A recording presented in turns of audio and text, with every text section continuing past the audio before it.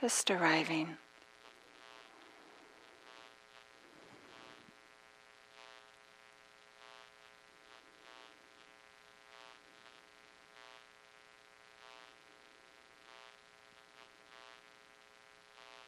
Kind of inhabiting the present moment.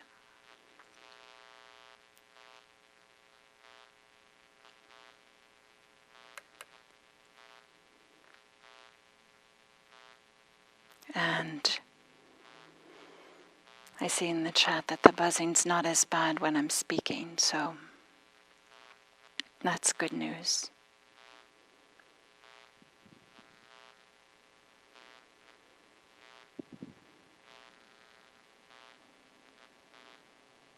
There might be some frustration, some annoyance, a whole range of responses to the buzzing. Can we just allow it to be there?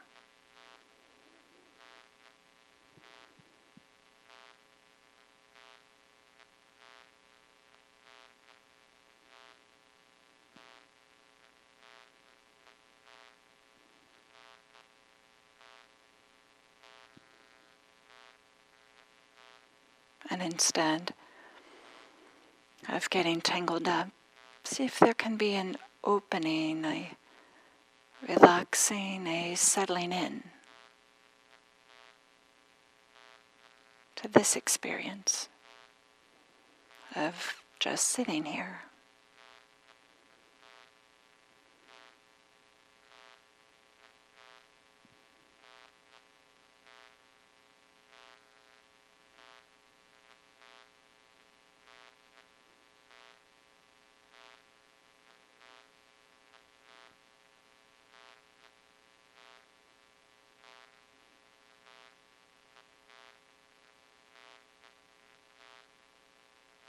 What is it like to connect with, embody, inhabit your experience with an open-heartedness, with a gentleness?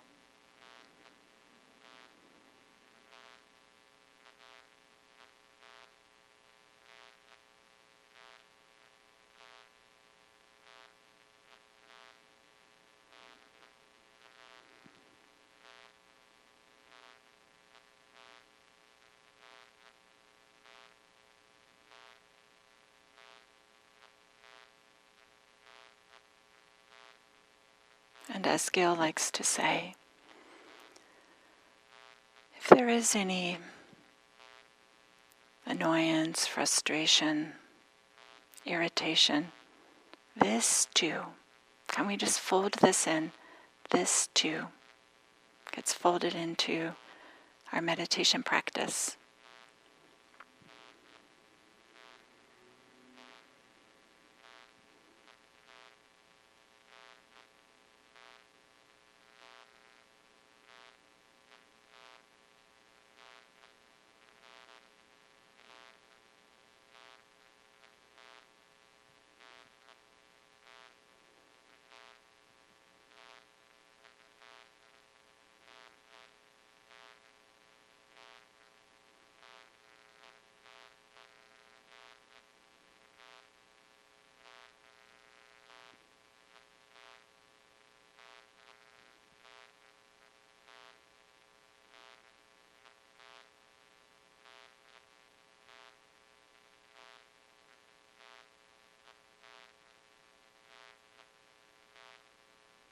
We can rest our awareness on the sensations of breathing. That's part of the present moment experience.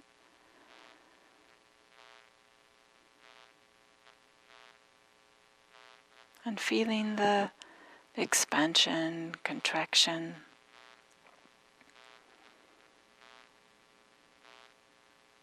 Maybe it's the different temperatures of the air going in and out of the nose.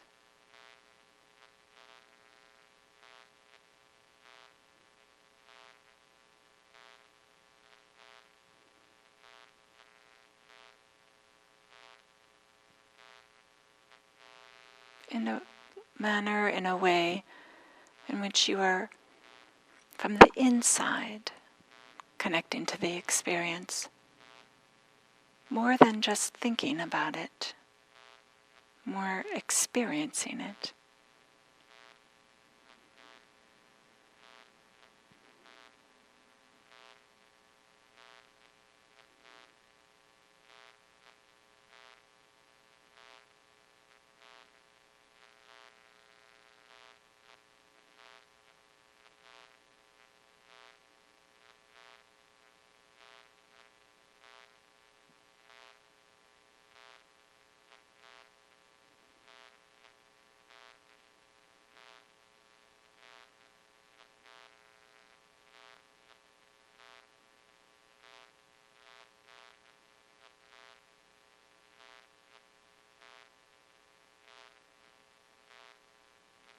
What does it feel like to have an inhale?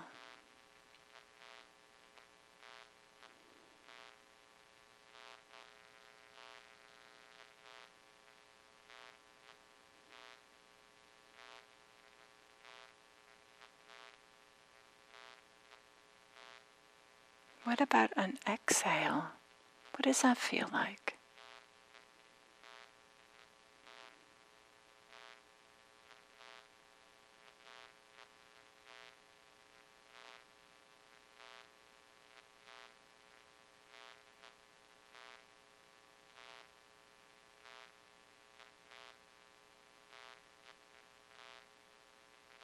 And we also have the transitions between an inhale and exhale, and between an exhale and inhale.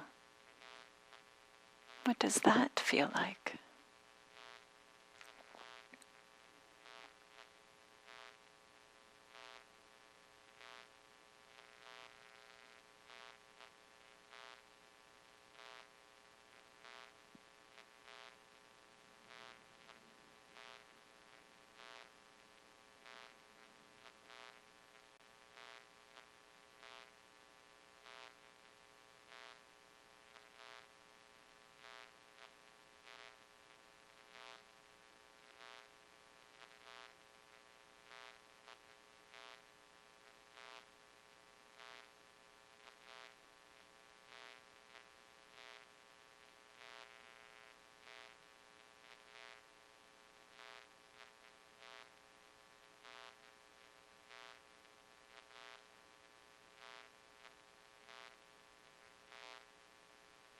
As we start to settle in to our meditation,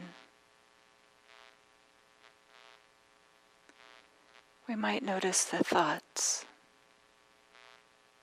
that take us away from the experience of breathing.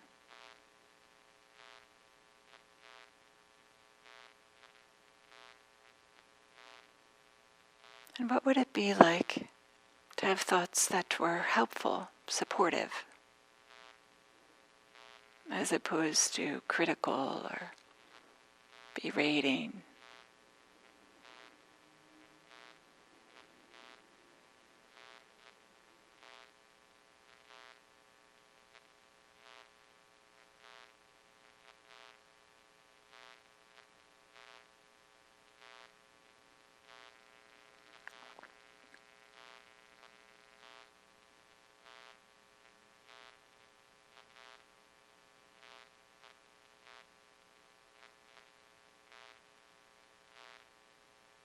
What would it be like to have inner dialogue, inner talk that is beneficial, that's helpful during your meditation?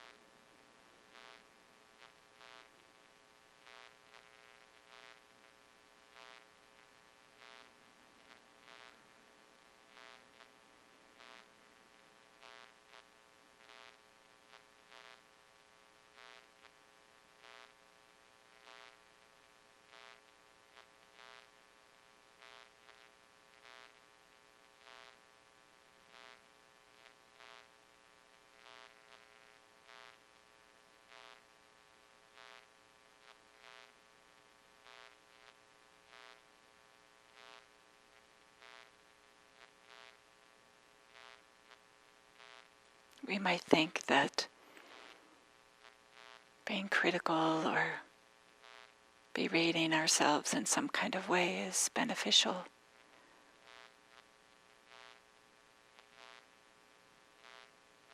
But it actually undermines our practice. Is there a way that you can use some positive language?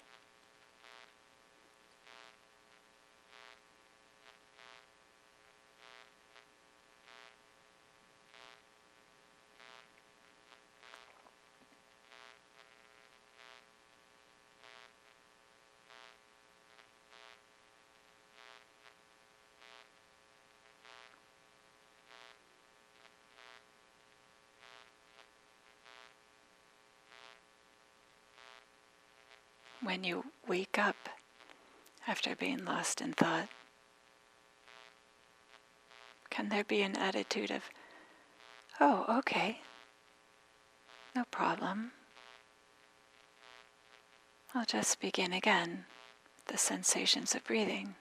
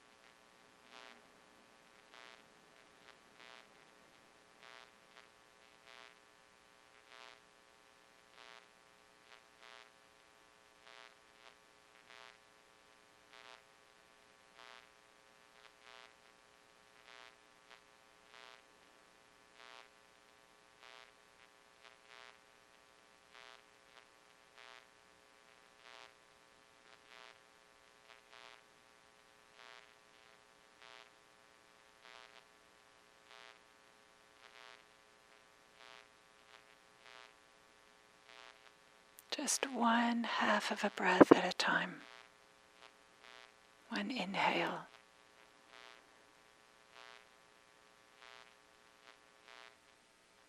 One exhale.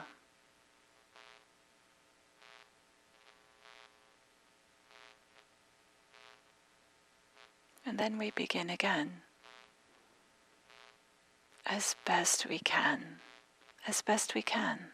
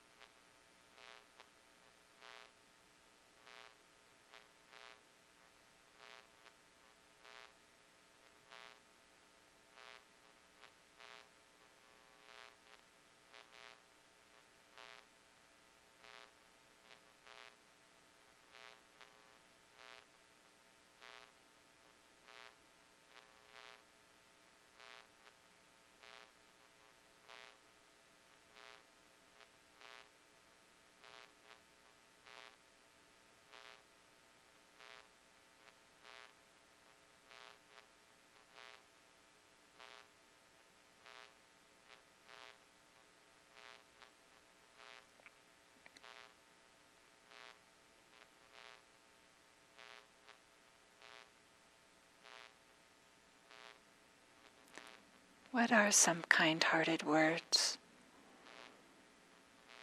we can use for ourselves to support ourselves in this practice?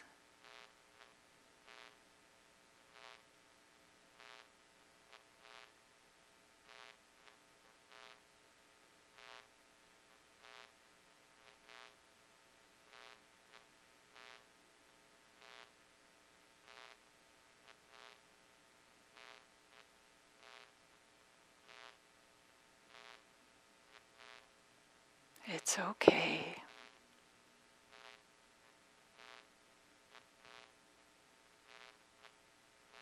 It's okay.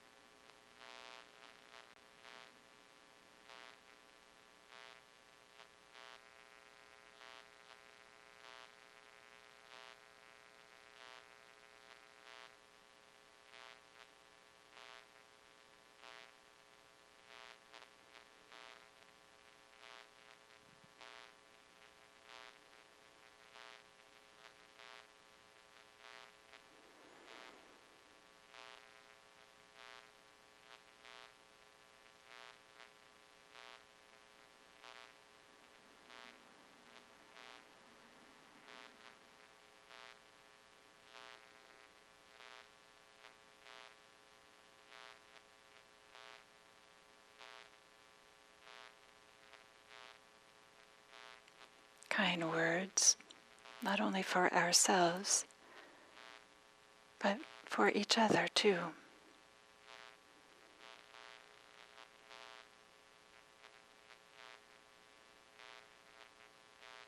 That are helpful.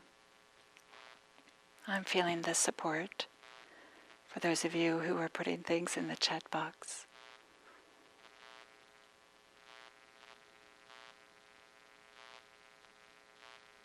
But whether the words are literal or not, it can be helpful to just notice whether they're beneficial, supportive for your practice.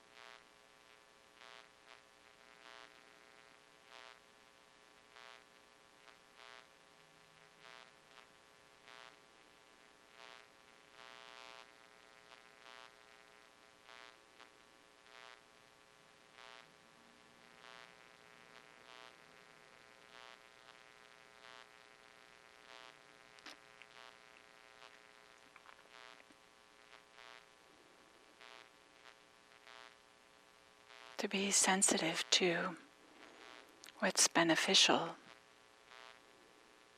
might highlight the way we use language or self-talk that isn't so helpful. And that's just one more thing that we can fold in. This too. Perhaps some habits of unhelpful speech for ourselves.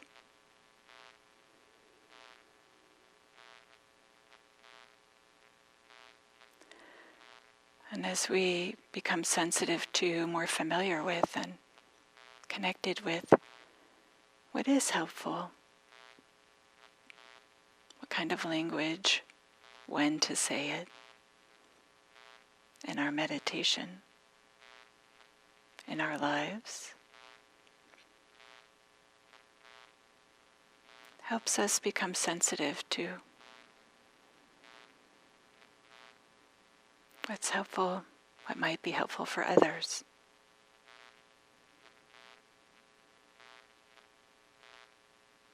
So that we might be able to say things that are supportive and helpful, beneficial for others.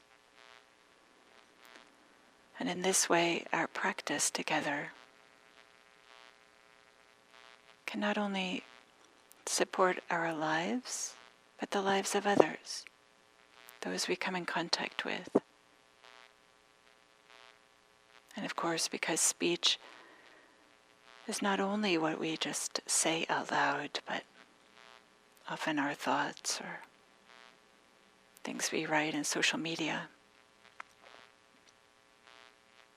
we might have a big influence with our attention to what's helpful, what's beneficial, what's supportive, with our language. So in this way, may our practice be of benefit for all beings everywhere.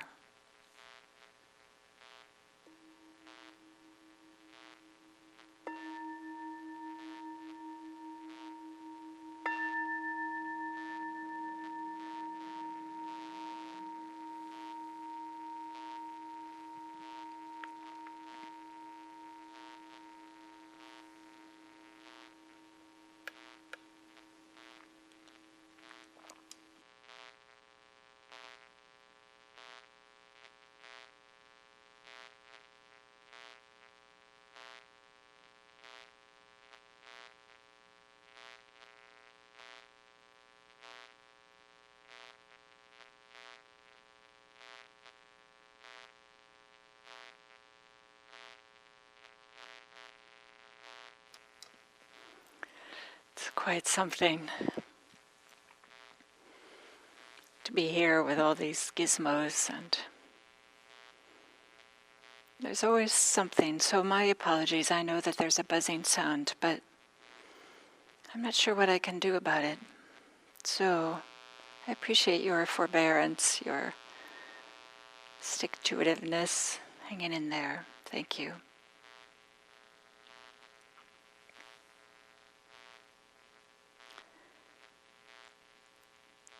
So today,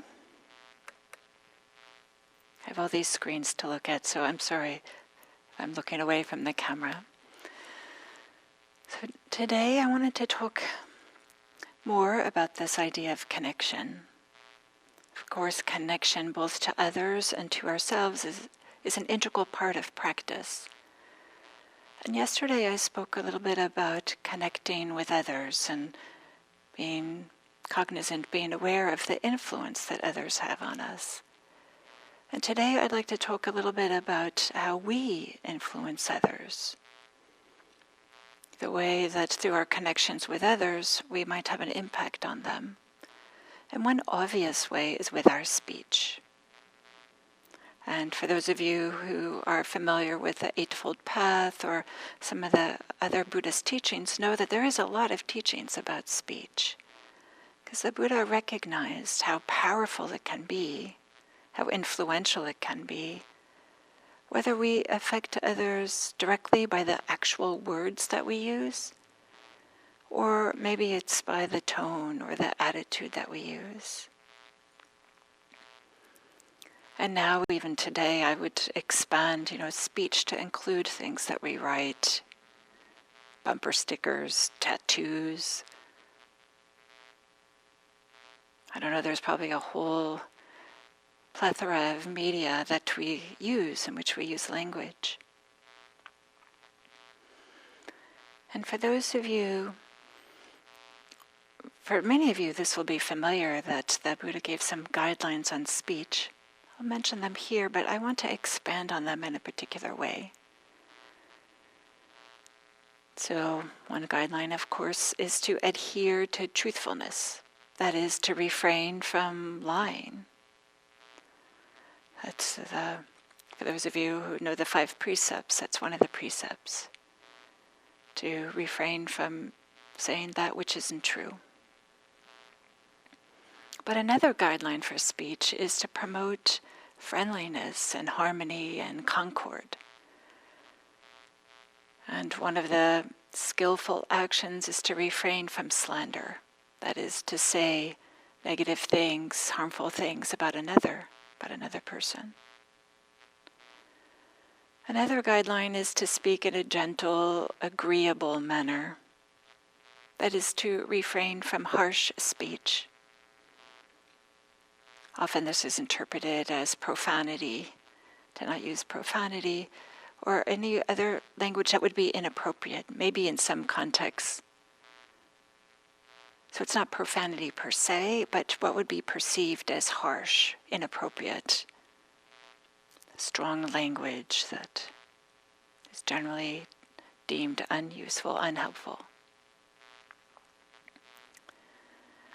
And of course, to say what is factual and what is timely and what is beneficial. So not only what is true and not slanderous, but to refrain from frivolous speech. Sometimes that expression is used. That is, in the suttas and the discourses, there's these long lists of things to refrain from. A lot of it has to do with speculation.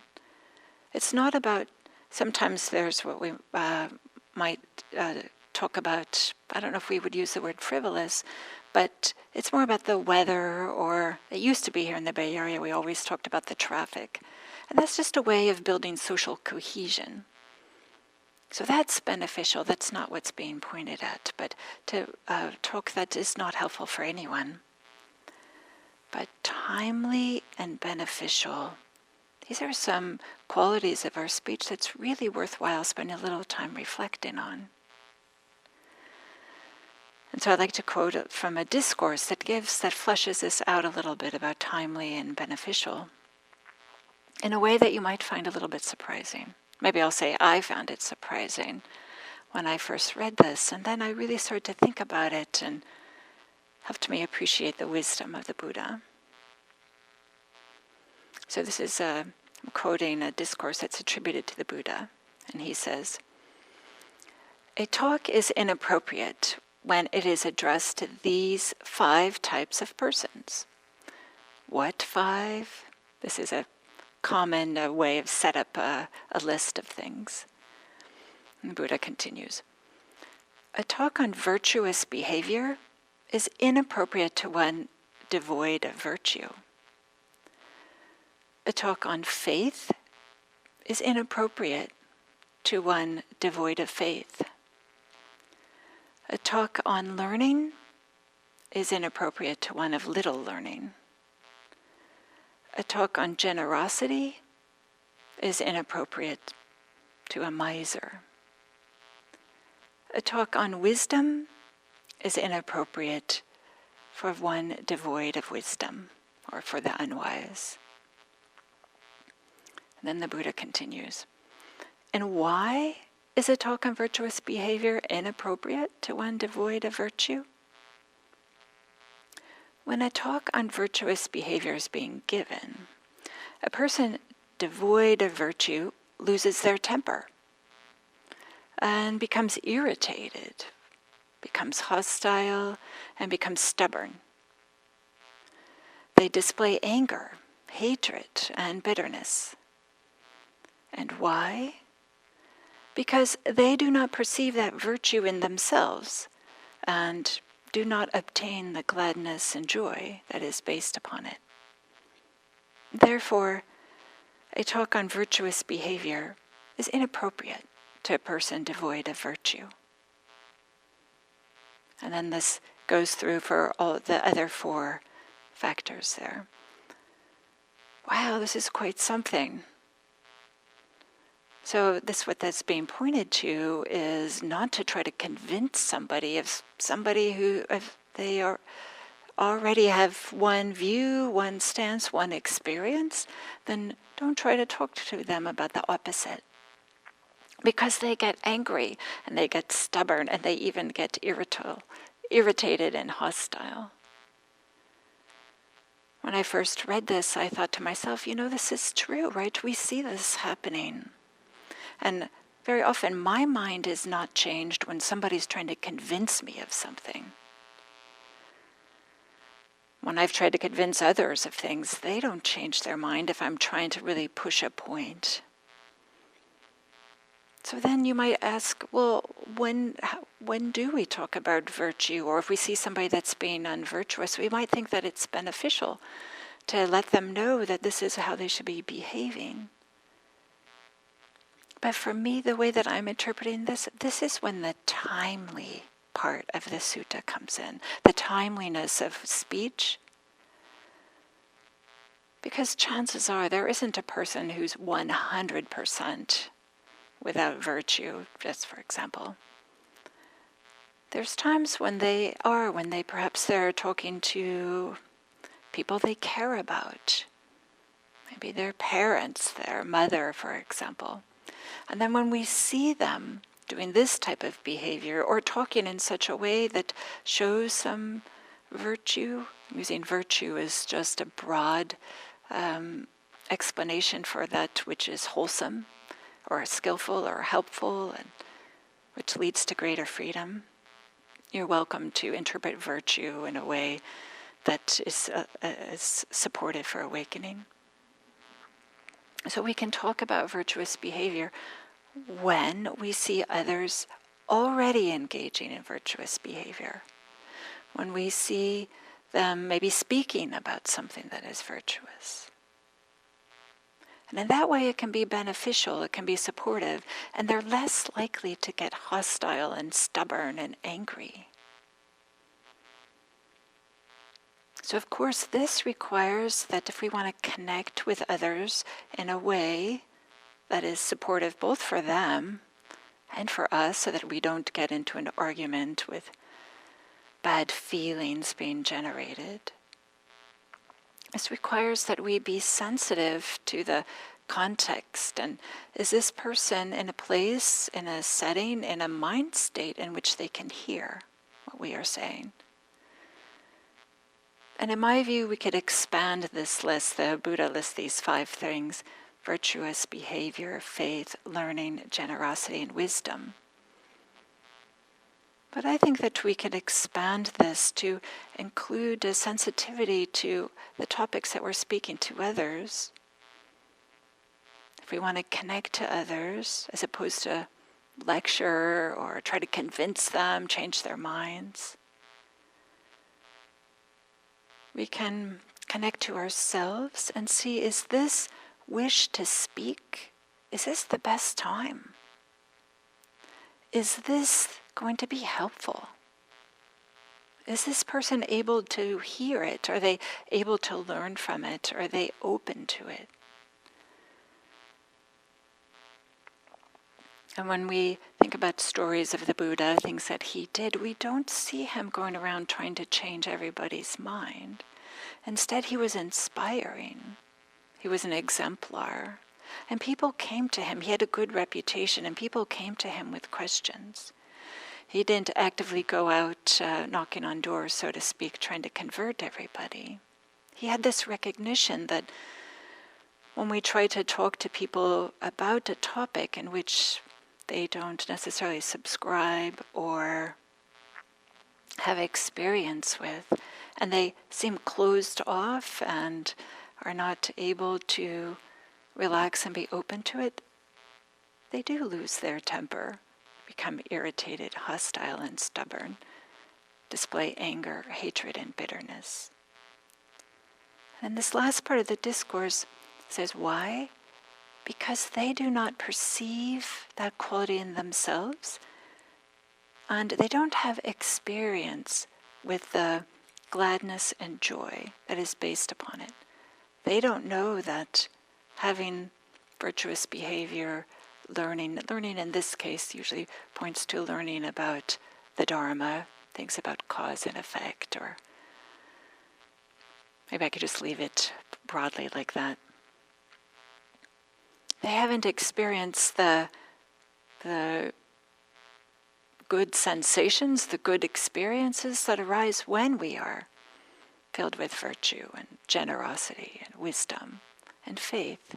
Faith we can interpret as confidence that having seen that this path, this practice has some benefits, that we have some confidence that it's worthwhile to continue.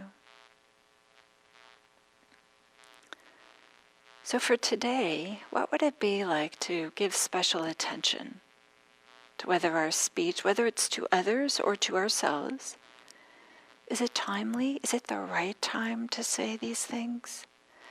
And is it beneficial? Is it supportive? Is it helpful? And this requires being sensitive to the context, being connected to what's happening here, both with what's happening for ourselves and what's happening with others. And this might require some restraint. This might require that we have to hold back. And even though we feel like we want to say something, we might realize this probably isn't the best time. This might not be helpful. And then notice how you feel, speaking in these ways with a sensitivity to timeliness and beneficial. Notice how your day unfolds. Notice how your relationships respond, and the way that we connect to others in such a way that we support others. And we are sensitive, we're connected to the context, the setting. And this way, we can be part of this big movement towards making the world a better place. And this way we can be supporting not only ourselves, but others, and making a difference in their lives, making a difference in our life, knowing that we're doing the best we can to be of help, to be of support, to be of service, to be of benefit to ourselves and others, so that our practice can be for the benefit of all beings everywhere. Thank you.